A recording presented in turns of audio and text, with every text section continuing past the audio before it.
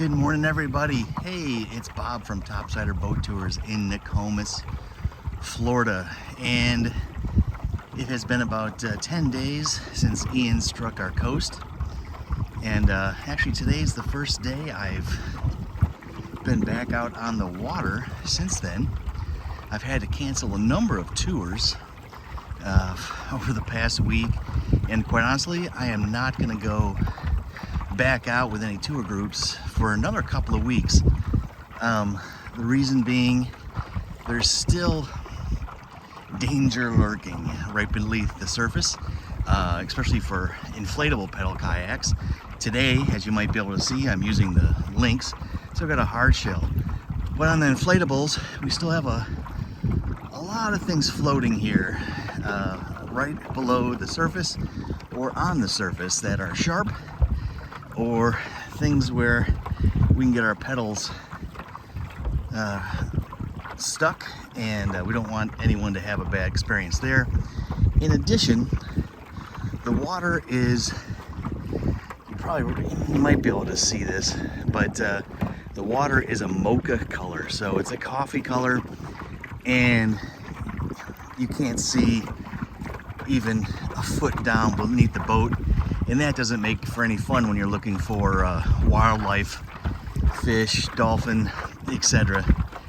But we had 2 inches, we had 2 feet of rain in just over a 24-hour period of time, and it has had to cause a considerable amount of runoff here. Even at the kayak launch, I about fell in the water because the runoff created a very deep gully where it was just a couple inches deep before to slide your kayak in, is now deep enough right at the start where I can actually put in the pedal drive. So lots of things have changed out here. It's gonna take me a couple of weeks just to make sure I know what's changed, what hasn't changed, where the best spots are to go on our tours. This area though, Casey Key, Venice area, still absolutely fantastic. You can see a little bit of damage. Again, this is 10 days after. So we're very resilient folk down here, and we get our yards and so forth cleaned up pretty darn quickly. We did not take the absolute biggest brunt of the storm, which is excellent. We ended up on the very northern edge of the eye wall.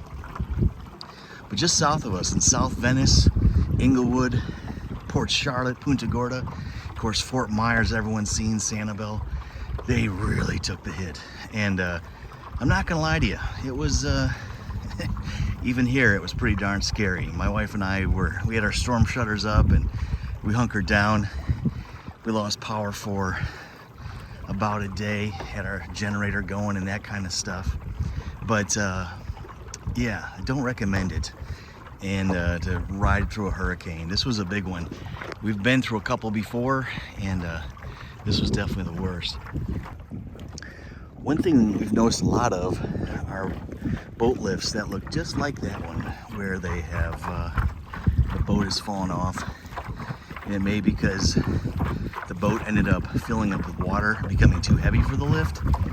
And but we've seen a number of the lifts already that have gone through that.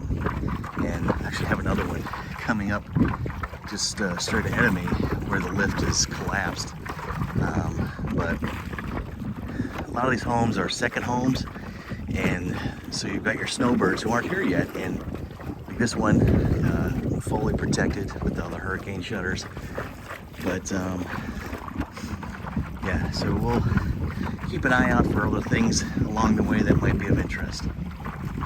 Well, as I was looking at that boat lift, I just noticed that massive tree.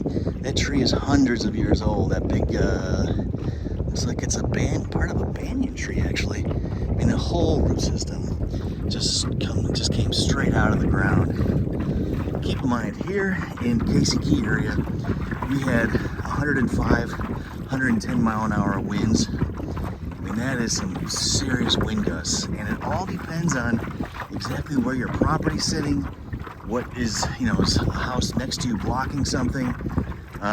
It was really crazy because we were getting most of our wind. It was zipping around, not just coming from the Gulf, but coming from inland.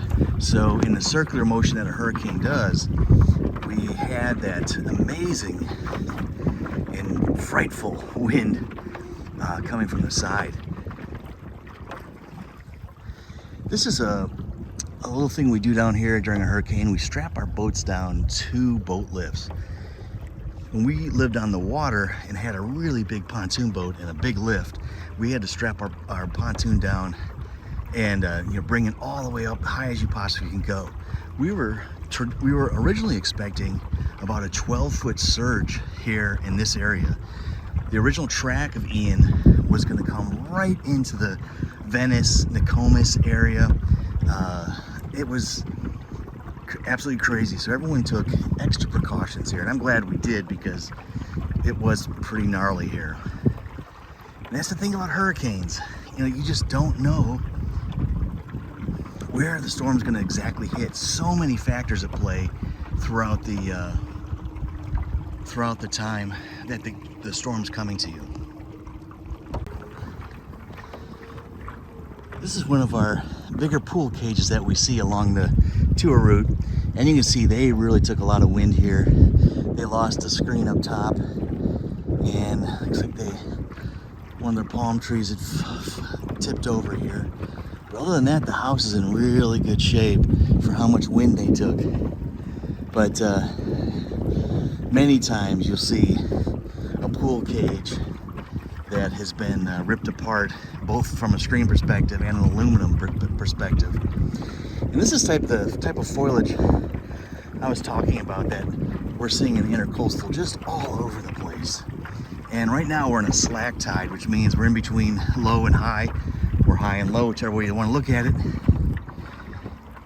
And there's just so the foliage is just kind of sitting here. It's not moving too much.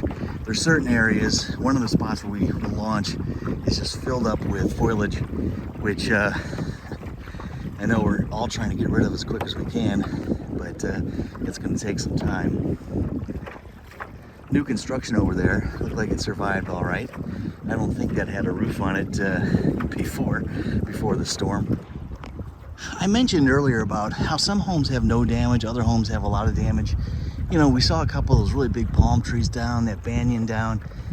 This house, I absolutely love this house. It's one of my favorites to see every time I'm on the water. But these enormous palm trees survived. Everything survived on them. I mean, even the palm fronds, they barely even took a hit. And it doesn't look like anything bent.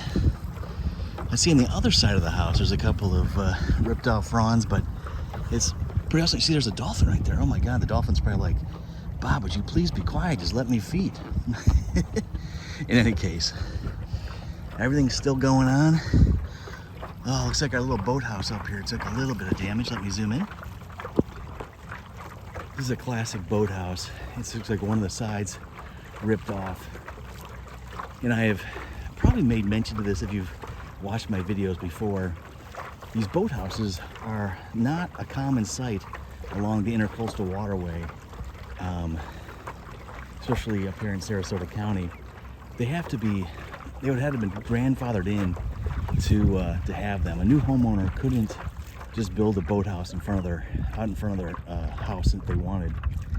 So hopefully this homeowner will be able to repair that without any problem.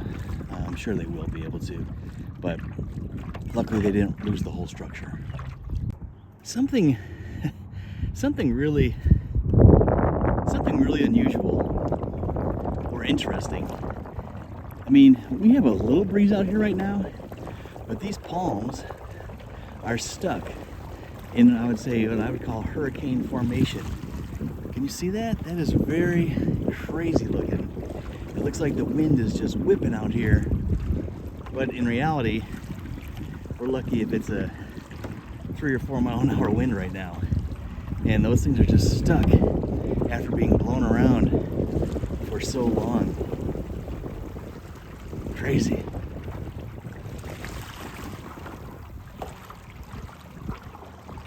waterways, you know, filled with debris, as we saw, tons of vegetation. The pedals, I had to do a lot of maneuvering so the pedals would not get stuck in the vegetation.